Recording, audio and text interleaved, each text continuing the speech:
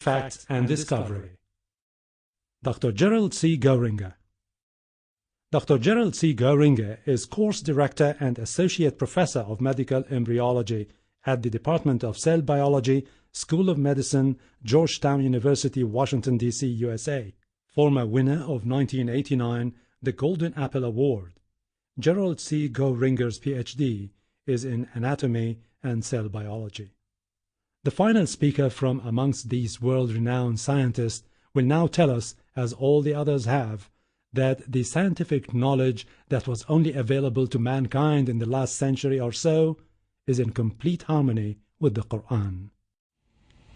Mr. Chairman, eminent scholars, colleagues, friends, ladies and gentlemen, I'm delighted and honored to have this opportunity to be here before you and share some of these magnificent experiences with you. In this paper this morning, we attempt to briefly outline some of the milestones in the history of embryology by way of setting the stage for the analyses of most of the other speakers who will follow. Regarding many of the points we emphasize, you will recognize pertinent passages in the Holy Quran.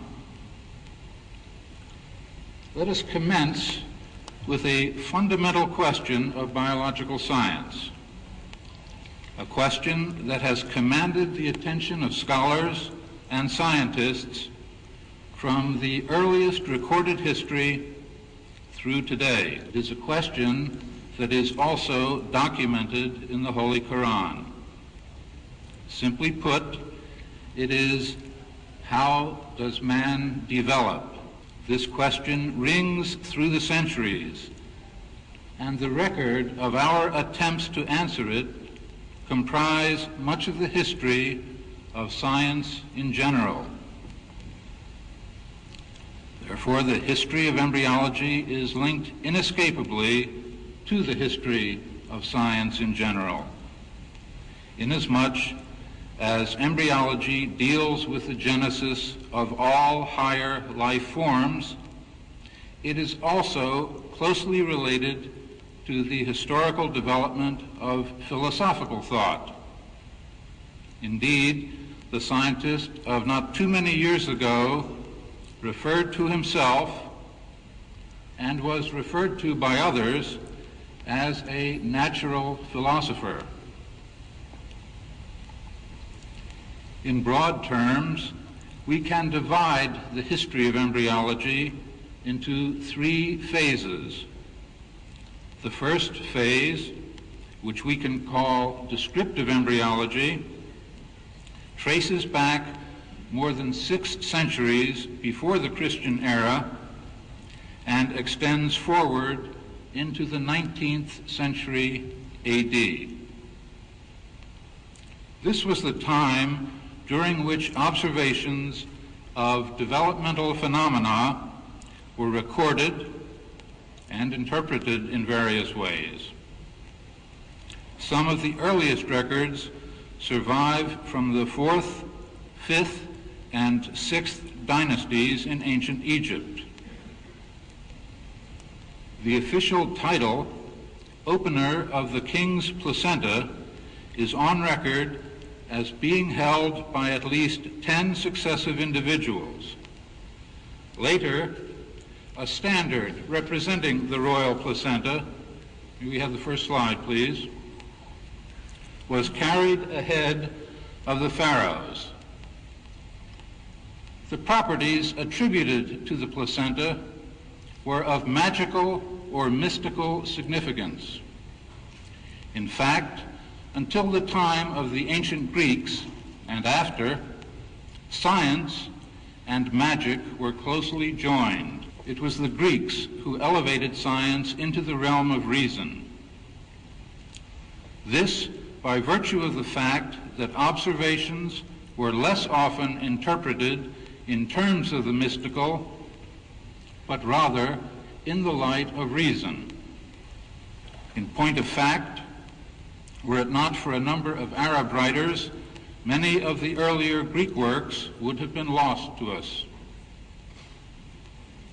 During the 16th, but especially in the 17th and 18th centuries, scientific enquiry flourished, and the works of Vesalius, Fabricius, and Harvey set the stage for the era of microscopy. This was a period of lively debate. The spermatozoon had been discovered, and the questions of preformation, spontaneous generation, the egg, ovism, and animalculism were endlessly discussed and debated. Now, this is rather short shrift for 3 exciting centuries, so let us just briefly look at some of the things that were seen as they were seen during this time.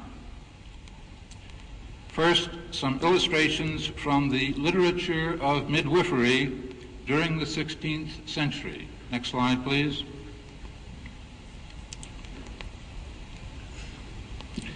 Showing how from a coagulum of blood, the upper left, and seed, a fetus develops, which can be traced down through to the lower right, where in the imagination of the author of this work, from this blood clot, a human fetus actually arose. Menstrual blood was commonly thought to give rise to the embryo during this time. Before discussing the rise of experimental embryology, let's turn for a brief moment to the instrument that capped the progress of descriptive embryology and which is used just as frequently today, albeit in somewhat more sophisticated form, the microscope. Next slide, please. This 17th century development led to the publication by Ham and van Leeuwenhoek of the announcement of the discovery of spermatozoa. Next slide, please. Published in the Philosophical Transactions of the Royal Society. This is 1677.